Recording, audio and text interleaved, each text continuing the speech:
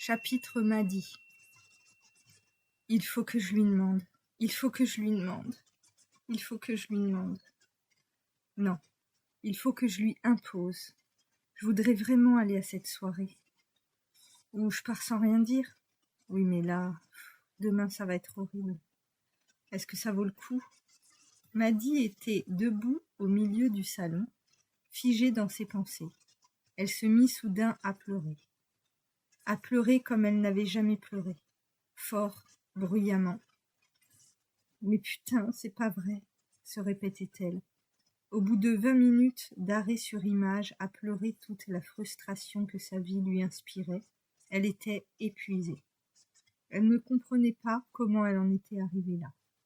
Pourquoi n'était-elle pas partie à la première claque? Parce qu'il s'était excusé au centuple, disant que ça ne se reproduirait jamais. Maddy avait envie de le crier sur tous les toits. Partez à la première claque. C'est ce que j'aurais dû faire, c'est ce que vous devez absolument faire, car il recommencera. C'est sûr à 100%. Et il vous menacera de vous tuer si vous partez et vous serez prisonnière. C'est décidé, je vais partir. Mais déjà, il faut que j'arrive à le convaincre de me laisser aller à cette soirée. Non, il ne faut pas qu'il sache, sinon il ne voudra pas. Ok, je vais dire que je vais chez Éléonore, mon amie prof, pas à une soirée. Qu'est-ce que je crois? Que ce fou va me laisser aller à une soirée? Qu'est-ce que je crois? Que ce fou va me laisser sortir? Dès que j'entretiens une nouvelle relation amicale avec quelqu'un, je me rappelle ce que c'est d'être normal. J'oublie presque que je vis enfermée, isolée de tout le monde, et que chacune de mes actions est jaugée, calibrée, pensée pour ne pas l'énerver. Énerver mon geôlier, pour qu'il n'ait pas l'envie de me frapper. Clé dans la serrure. Merde, je suis pas prête. Je me sens fragile et apeurée. Il faut que je me ressaisisse, sinon ça va être l'enfer. Il a horreur que je sois apeurée. Certainement parce que ça lui renvoie une image de lui de tyran. Lui qui m'apporte tout ce dont une femme peut rêver. Vite, salle de bain. Eau sur le visage. Salut chérie, ça ne va pas? Si, ça va mon cœur. Enfin, non, j'ai une patiente qui est très malade et que j'aime bien. Elle est vieille alors je m'inquiète. Une patiente. Trop drôle, tu te prends pour un médecin? J'ai la mère d'une dame dont je m'occupe qui m'a proposé de passer manger avec elle ce soir. Je viens de rentrer et t'as déjà envie de te barrer? Qu'est-ce qu'il y a? Je te fais chier? Non, tu as raison, je préfère rester ici chez moi tranquille avec toi. Tu veux manger quoi? Parce qu'en plus je dois élaborer le menu. Tu peux pas trouver par toi-même? Vraiment, Je voulais te faire plaisir, mais je comprends que tu sois fatiguée. Bavette à l'échalote, frites, carottes râpées? Bah voilà quand tu veux. Ouf, c'est bon. J'ai désamorcé la bombe. Putain, qu'est-ce qui m'a pris de vouloir sortir?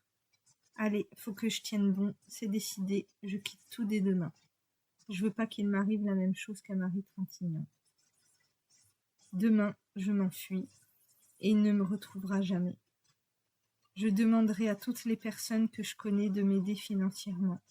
Je trouve un logement bas de gamme sur Booking et un taf d'assistante ou en intérim, comme ça je suis payée à la semaine. Tu peux y arriver. Ça va être dur, mais je peux y arriver. Ça sera toujours moins dur que de vivre dans cet enfer. Ah oui, il faut aussi que je passe au commissariat. N'importe lequel, mais loin d'ici, et que j'explique tout. Maddy sentit que cette fois c'était la bonne. Elle le sentait dans ses tripes. Elle ne pouvait vraiment plus vivre comme ça. Pourquoi tu souris bêtement comme ça?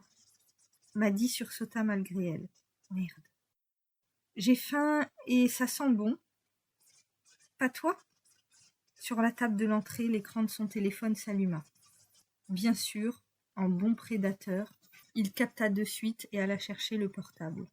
Elle sentait que ce soir, il était dans un mauvais jour et qu'il ne faudrait pas grand-chose pour qu'il décharge toute sa colère et sa frustration sur elle. « Mais tu te fous de ma gueule, salope!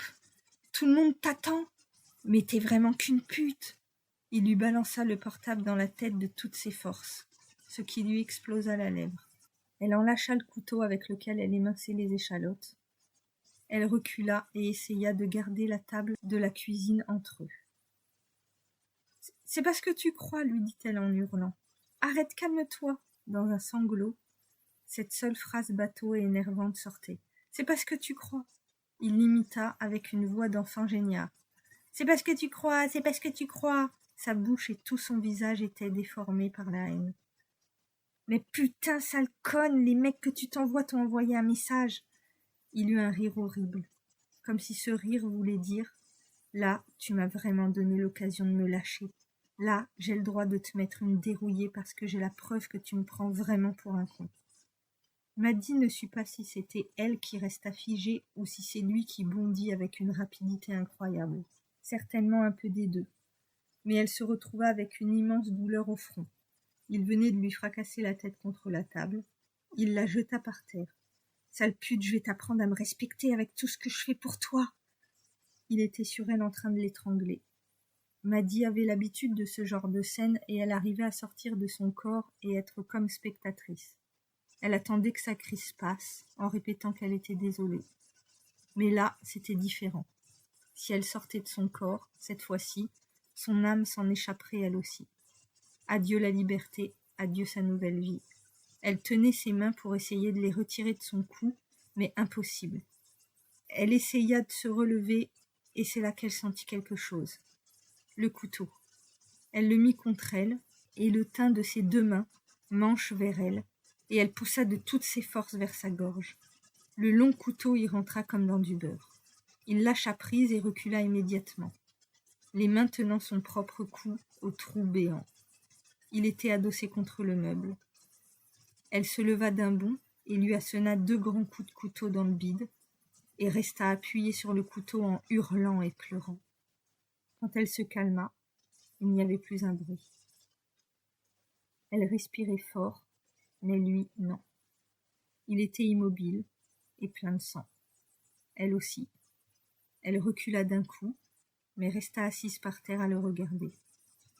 Elle n'eut pas d'empathie pour lui, mais elle en eut pour elle-même. Putain, qu'est-ce que j'ai fait?